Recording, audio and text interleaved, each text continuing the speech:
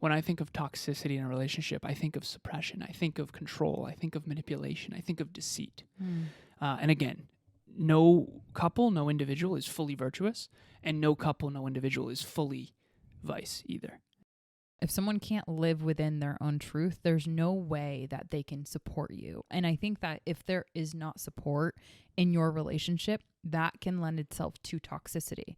Because say, for example, I am so interested in myself that I'm trying to just fulfill my own needs.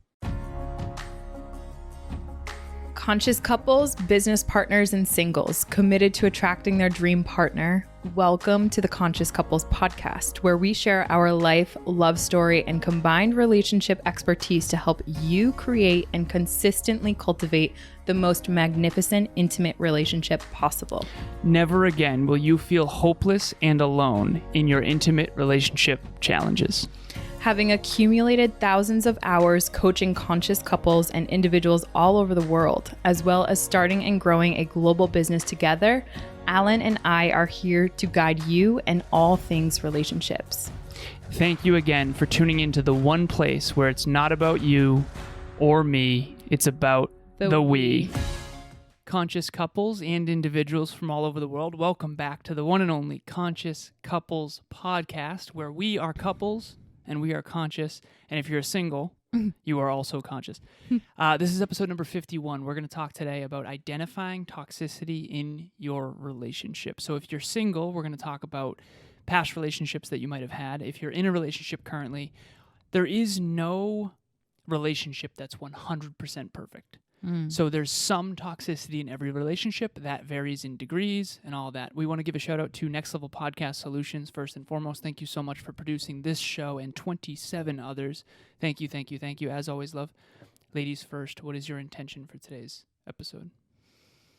My intention for today's episode is for all of our listeners out there to feel like they can scroll away from this episode knowing, in fact, where the toxicity is in their relationship and being able to identify and localize it, because I know that some people just don't feel like they can put the pin on it, but they feel it and they know it intuitively. This is that confirmation, that message that they finally can have where they feel full confident to take kind of the next step after they identify when, where, who's it coming from, all of that stuff, what it really gets down to, the toxicity. Okay, so everyone out there has been, at least to some extent, touched by toxicity. Ego, arrogance, vice, alcohol, drugs, deceit. This episode, in my opinion, is a lot about vice versus virtue. I think that virtue is kindness, compassion, love, aspiration, inspiration.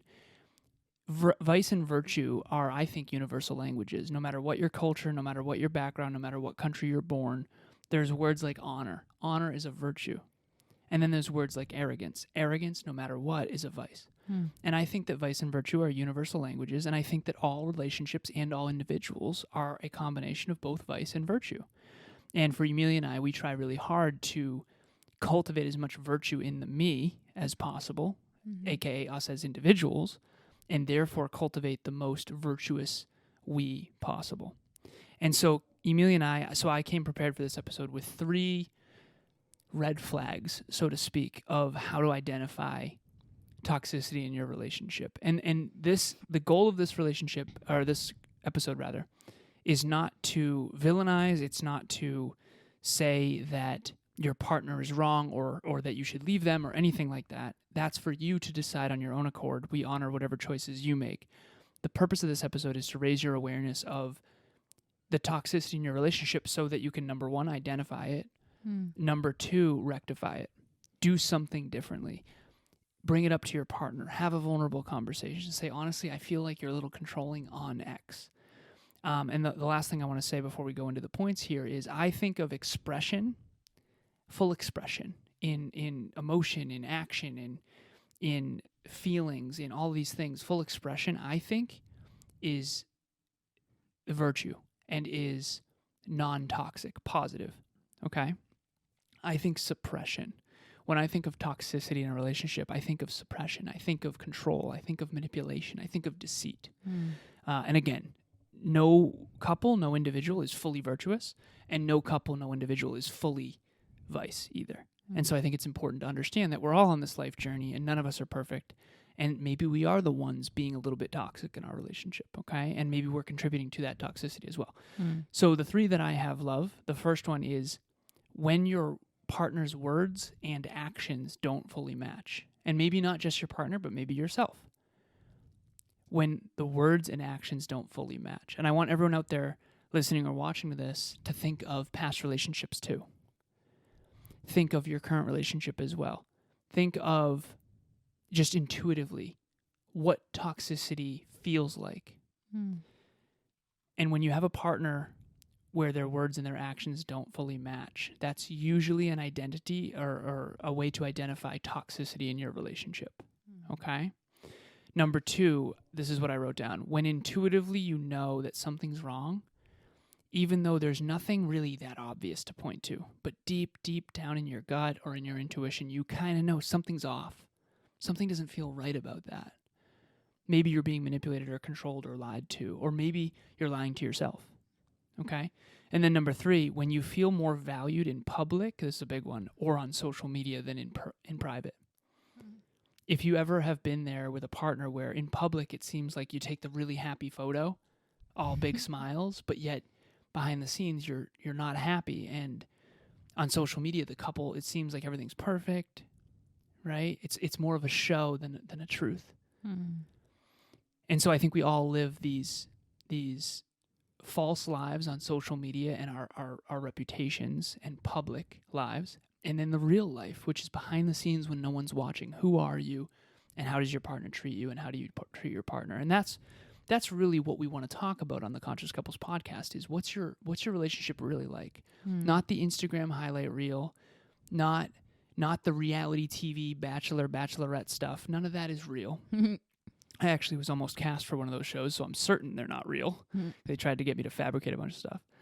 And so toxicity is identifiable and rectifiable, and you can't rectify something that you don't identify. So those are the ones that I came with. Sweetheart, what are yours? Interesting, because they overlap with some of the ones that I had. And I kind of just looked at this from like a bubble standpoint. Like if you were to identify our listeners right now, like I want you to kind of get into that like creative spirit where you throw up a paper on the wall and someone hands you like this big fat marker and they write, okay, or your exercise in writing down this episode is for you to draw bubbles on that paper, right? What are the bubbles that you can really call out when you start to reflect on some of these things that you had mentioned, babe? Where is the toxicity? So for me, I kind of took that exercise and I want to bring what I had written in my bubbles to this episode because I think that it's very much overarching in the large capacities that I've seen when working with people in couples in any sort of toxicity when it comes to relationships. So the biggest bubbles. Before we get into that real quick, if I can ask you a question, love. Do you agree with me regarding every relationship has some level of toxicity? Some are just way more than others. Is that fair? Yeah, I do. I do agree with that, love. And as a matter of fact, when you were saying that, I was thinking to myself how we all fall on a spectrum individually, and therefore that's what contributes to the collective. And I think that throughout the entire process or journey, to use the word that you had used, which I really love, we all go through different phases of toxicity. Like I know I was a super toxic relationship or partner in one of my relationships way back when, right? And I think that we all go through that journey of understanding where our own toxicities lies. Some of us never actually work through that and actually end up on more of that virtuous end. And that's normal as well. But yeah, I would agree. Okay. I also want to share this as well. So I guess let me ask you this. What do you think is the essence of toxicity at its core? That's such a great question. The essence of toxicity is insecurity masked and wrapped with ego, massive ego. Okay. Fire. And so fear, insecurity, running the show while pretending it's not. Yeah. Right? Okay. Awesome. Yeah. And again, the reason we're identifying this and raising everyone's awareness, our goal on this podcast is to raise relationship awareness. Yeah. And the reason why is so that you can really make positive changes, because once you're aware of something, now you actually have the power to change it. And so I think that's a really, go ahead. I was just going to say, like, a little breakthrough too was like, I was contemplating, like, it's the vibration of truth. And I don't mean to go like all woo woo or spiritual on this, but I think that when you look at that, like, what does that mean, truth? Because toxicity, like everything, it's kind of like, what's that saying? If you use too much of it, it can be toxic. Like, for example, coffee, if you literally eat coffee beans, so many of them, it can be toxic to you, right? But having a little bit of coffee, right? Everything in moderation, that's where that comes in. It's that vibration of truth of, quote unquote, everything in moderation, where depending upon who you are, what your chemical makeup, if you will, what your needs are, what your attachment style is, what your values, boundaries, belief systems, etc., one relationship might be very toxic to you because it is so far from your unique truth that you want to bring into the world. That's your inner light. In other words, what's best for you. Yeah. Right? Yeah. Your uniqueness. Mm-hmm. Okay, beautiful. Awesome. So, and again, the expression, think of expression and expansion as positive, and then think of like suppression and fear and manipulation and control as toxic in this. And so go ahead, love. It's funny you say that because, so again, bubble exercise, right? Bring your bubbles forward so that we can pop them and find where that toxicity is. So thank you for the question, love. We hate to burst your bubble. We hate to burst your bubble, but there's some toxicity in here and we're in the toxicity police. All right. So the biggest bubble that I had overarching was disinterest. So when you think about toxicity, probably that's not the first thing that comes to mind. Interesting. As a matter of fact, it wasn't the first bubble that I wrote down. Disinterest. Okay. Mm-hmm.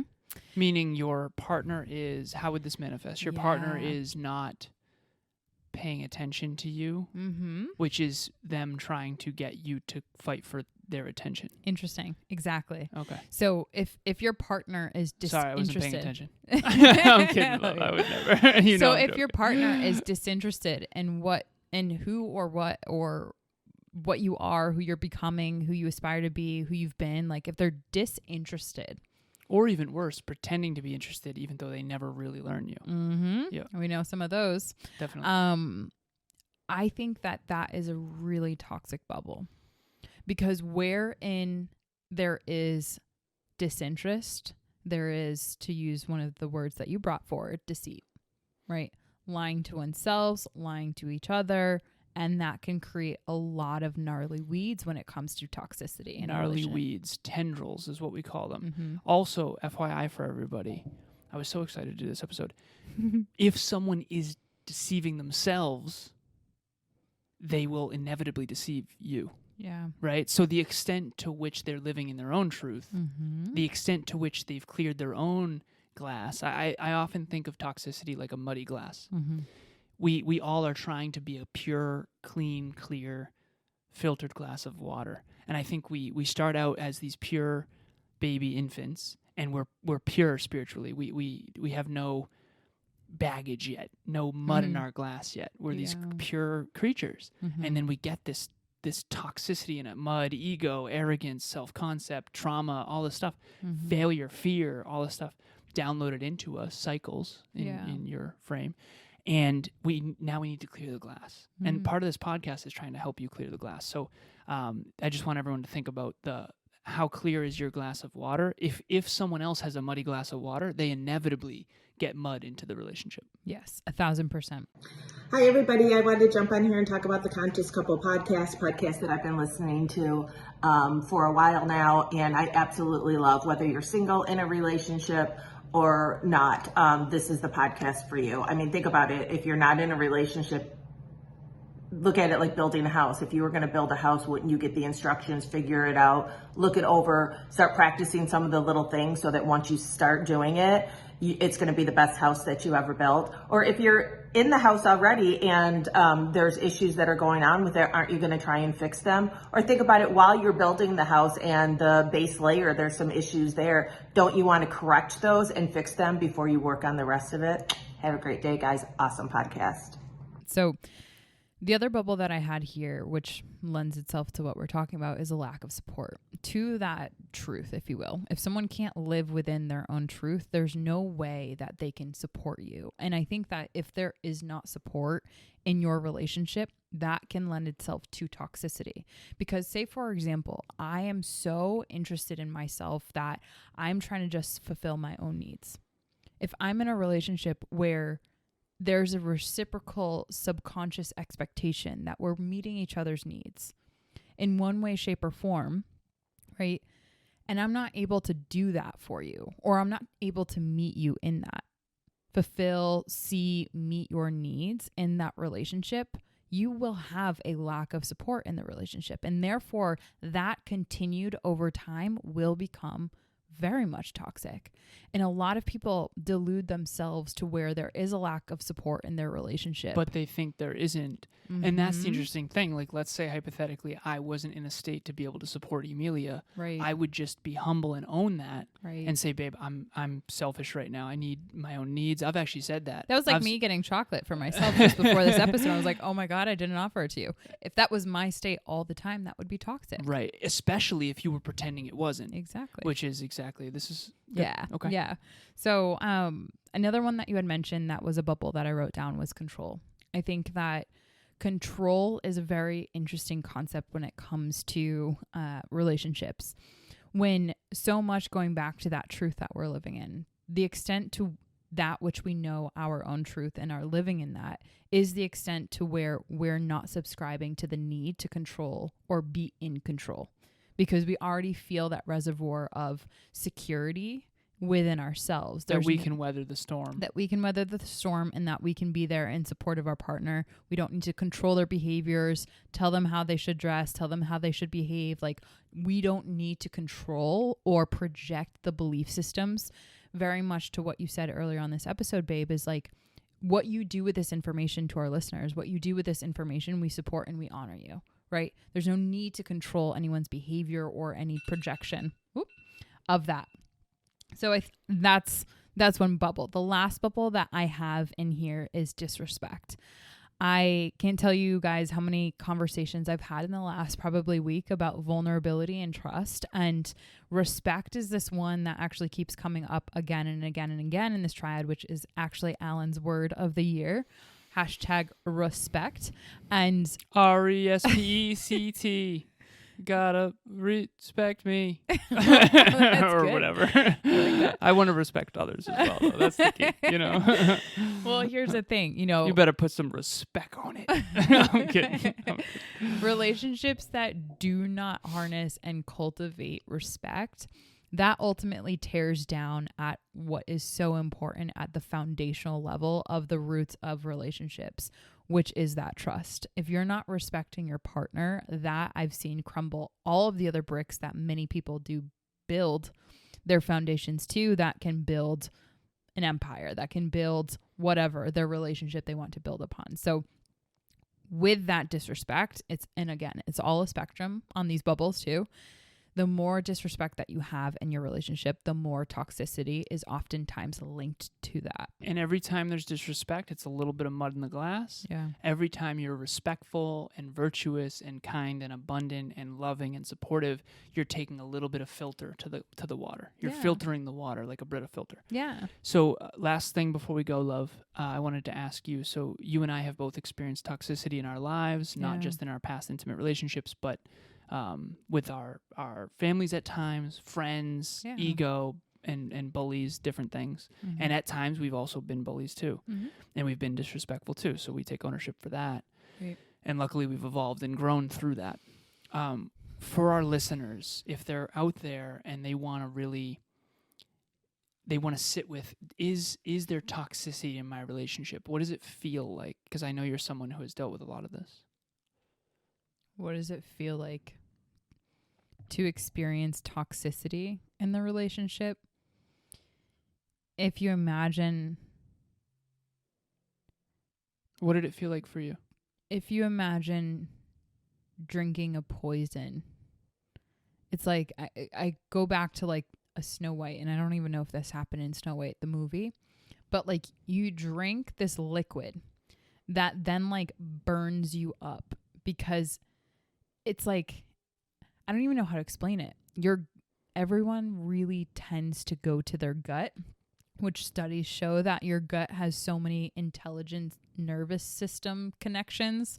So that's why when people say like, listen to your gut, like, well, your gut and your brain are very connected. Your directly, microbiome and your brain, directly connected. And so the feeling that you get is an unevenness.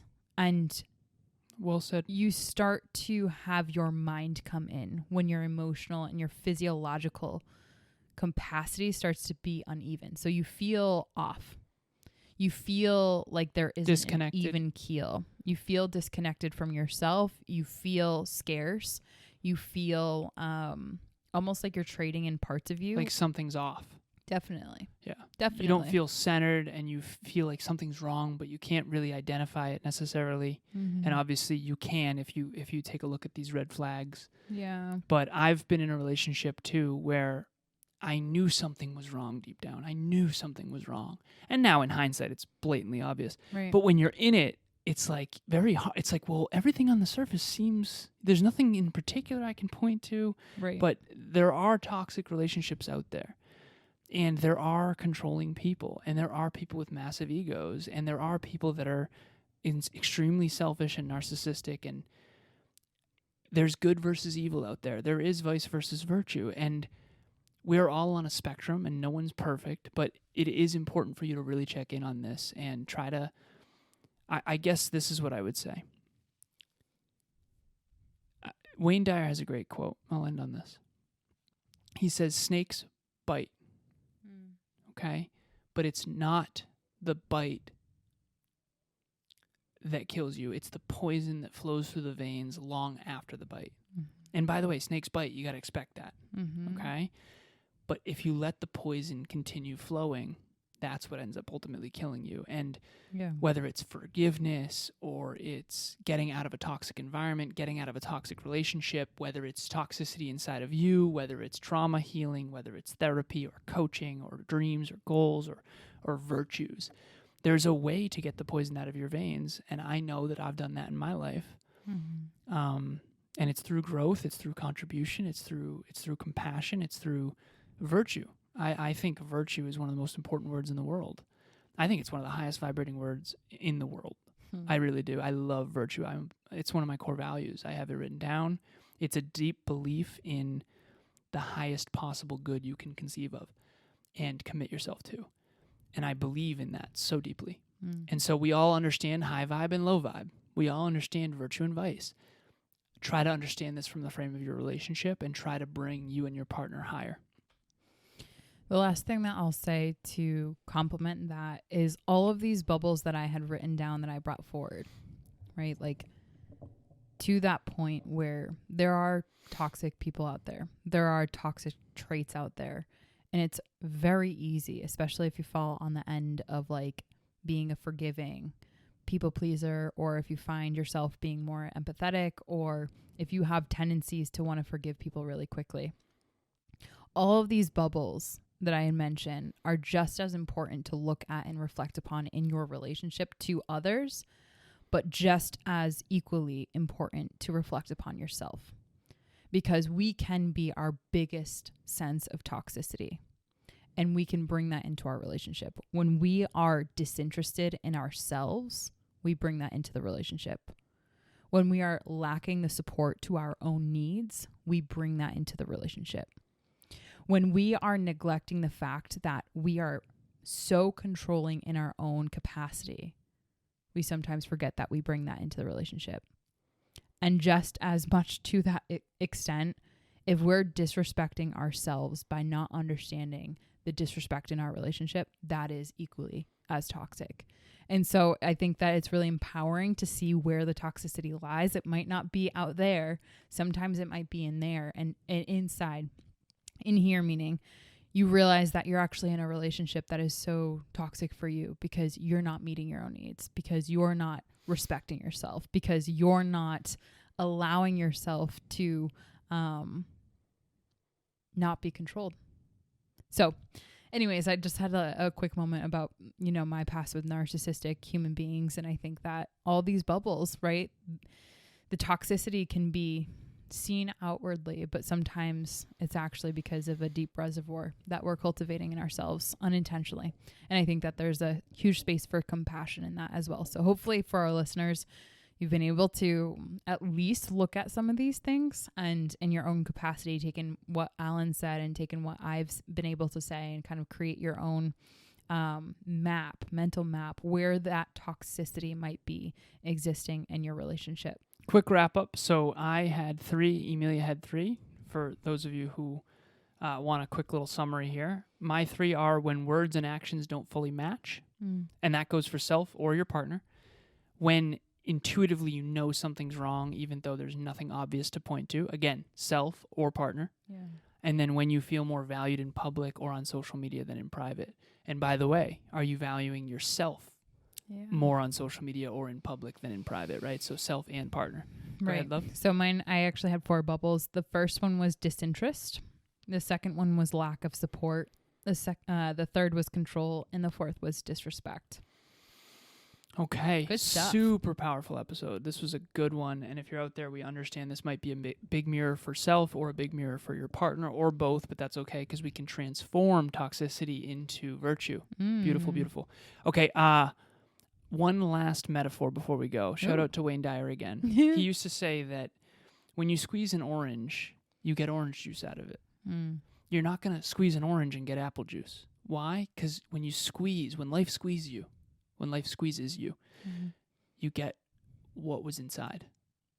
You get what was inside. So if there's toxicity inside of you and life squeezes you, you're late, you're under pressure, you've got deadlines, you're triggered, whatever. When life squeezes you, what's going to come out is what's inside. And so you're not going to get apple juice out of an orange. You're going to get orange juice out of an orange because when life squeezes you, you're going to get out what's inside. And so if there's toxicity inside of you, it's going to come out one way or another. At least you can try to work on it and transform it proactively so that when life does squeeze you, you're not getting mud all over everyone else's glass. There you go. Like a dog shaking off after a muddy swamp or whatever. Okay. Our next Relationship Talks virtual event. This is our 20th one in a row, which I'm actually very, very proud of. This is dialing in your love languages. So this is a fundamental. Most couples have not doubled down on the things that matter most. And if they have, maybe their partner's evolved, maybe they've evolved, maybe they've fallen into the wrong routine, whatever. We're going to help you dial in your love languages. That's on February 9th at 7 p.m. Eastern Standard Time. The registration link will be in the show notes. Again, it's just an invite. It's an invite for you to go farther, to go deeper, to have a magnificent relationship at a level higher than the norm.